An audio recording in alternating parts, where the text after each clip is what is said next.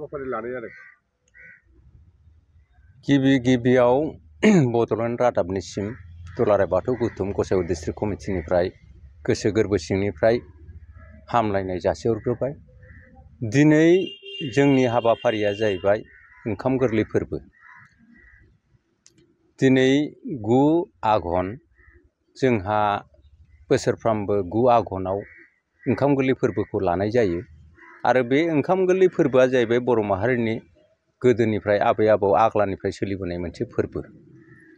बे फोरबोआ जोबोद रंजानायनि फोरबो, मानोना बर' माहारिया गोदोनिफ्रायनो एग्रेरियान ससाइटि, आबादारि, आबाद मावनानै जाग्रा आरो बे आबाद मावनायाव जोबोद खस्थ'नि गेजेरजों आबादखौ दिहुनखांनानै बेनि फिथाइखौ मोननायनि उनावहाय बे फिथाइखौ मोननो थाखाय जेसेबां आगजुफोर बाहायदों बे आगजुफोरखौबो जोङो ओंखाम गोरलै फोरबोआवहाय समानै जोङो जोथोन खालामनानै जोंनि फुजा फाथावहाय बेखौ प्रदर्शन खालामो।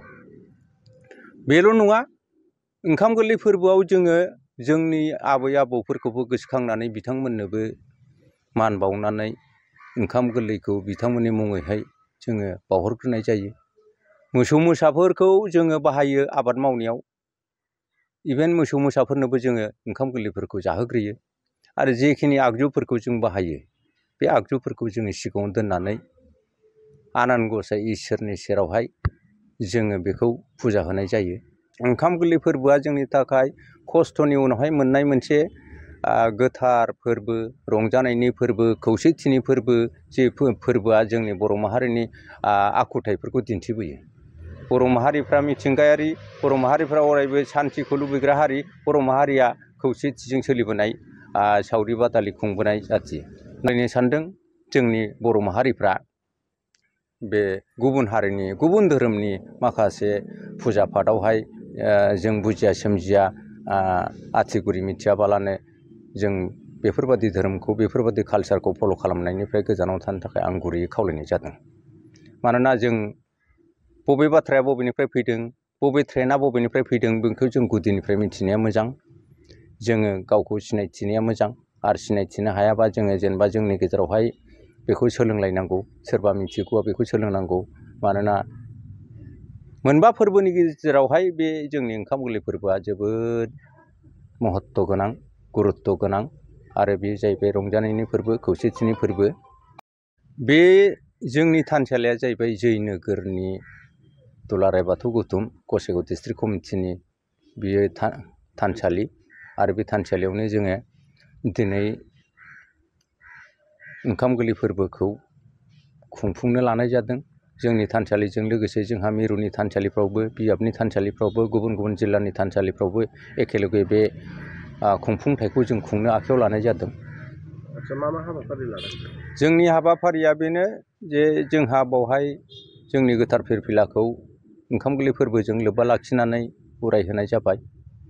जोङो गोथैसि बावबाय, आर'ज खालामबाय, आर'ज खालामनानै दा जोङो जेनेबा जोंनि आगजुफोरखौ फोथारनाय बादि खालामनानै बे आगजुफोरखौ जिहेथु जोंनि जिउ खांनायाव नांगौ, बे जायनि दारै जोङो जिउआवहाय हान्था मेला खालामनानै बा बायदिसिना खामानि मावनानै जों गोसो गोजोनै रैरुबै जिउ खांनो हादों, बेखौ जोङो सनमान जानायनानैनो जोंनि बे आगजुफोरखौ दिनैनि बारायाव ओंखाम गोरलै फोरबोआव जोङो बेखौ फुजा होनो बा फोथारनो आखायाव हाबाफारि लादों। बेजों लोगोसे जों माने जोंहा जाहाथे जोंनि बर' माहारिया गावनि गुबै जे धोरोम कालसार बेफोरखौ जाहाथे जोंनि उन जोलैफ्रा मिथिनो खाबु मोनो, सांग्रांथि जानो हायो, जाहाथे बर' माहारिया जोंनि गुबै धोरोमजों, जोंनि गुबै कालसारजों आवगायनानै बुहुमाव मोनसे आलादा सिनायथिखौ गोख्रोङै लाखिबाय थानो हायो। मानोना बर' माहारिया जोबोर गिदिर फोलेर, बियो माने तिब्बतनिफ्राय फैनाय, मोनथाम लामाजों फैदों। मोनसेया जाहैबाय थ्रु जम्मु काश्मीर, मोनसेया जाहैबाय थ्रु सिक्किम, मोनसेया जाहैबाय थ्रु अरुणाचल।